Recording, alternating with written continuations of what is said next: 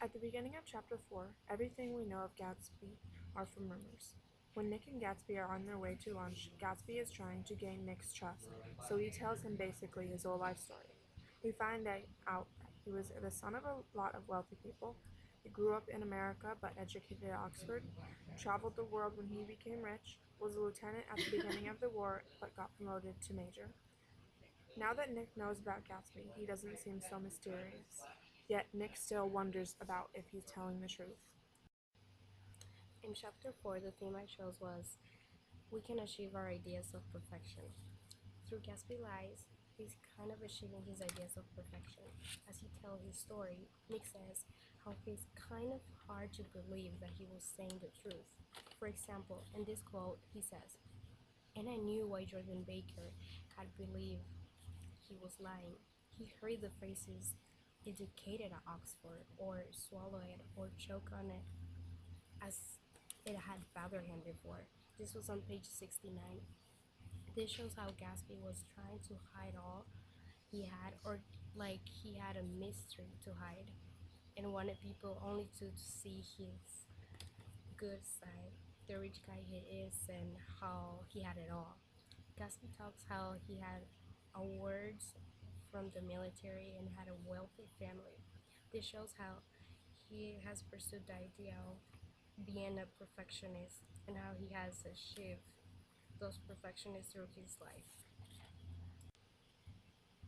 In this chapter, Gatsby tells all, but I think it shows that he's a little depressed even when he's pursuing the thing that he wants the most.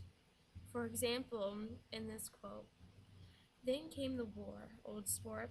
It was a great relief, and I tried very hard to die, but I seemed to bear an enchanted life." Why would Gatsby want to die? Especially if he has Daisy and he knows she'll be there when he gets back. Which leads me to my next quote. Gatsby bought that house so that Daisy would be just across the bay. He's still relentlessly pursuing Daisy, even though he's so depressed. The next one, there are only the pursued, the pursuing, the busy, and the tired. This describes Gatsby perfectly in this chapter. He's always pursuing Daisy. He pursued her after the war, in the beginning before the war, and right up until this chapter ends. The American dream can be seen through Gatsby as he tells how he is the son of wealthy people, making himself seem very experienced in the world. He has everything going for him, but to make himself happier, he would need Daisy. Daisy, who married Tom for love and also wealth, can show us that wealth was what mattered most. Although Gatsby holds on to a past that has already slipped through his fingers, we all want what we don't have.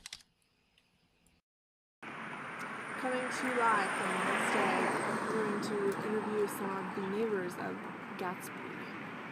Oh, here's one.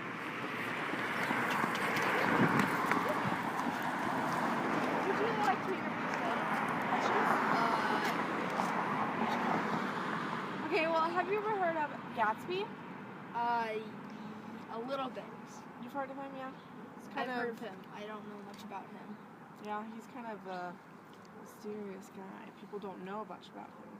What, have you heard any rumors? I think he sleeps with other women, and I've heard he may have murdered a guy. Oh my goodness. I don't know, that's just what I heard. Wow. Some shocking news today. Coming from the West Egg. Thank you. Have a good day.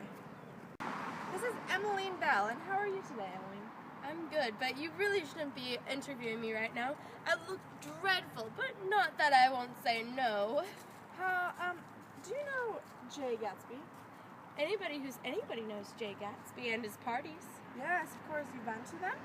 Yes, I love drinking there, although he runs around with a bit of a shady type, so I'm a little suspicious of him.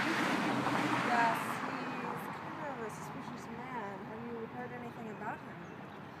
Yes, does. He runs around with with Wolfshine and those people over there. I'm quite certain. Although throws wonderful parties. Yes, I will agree with that.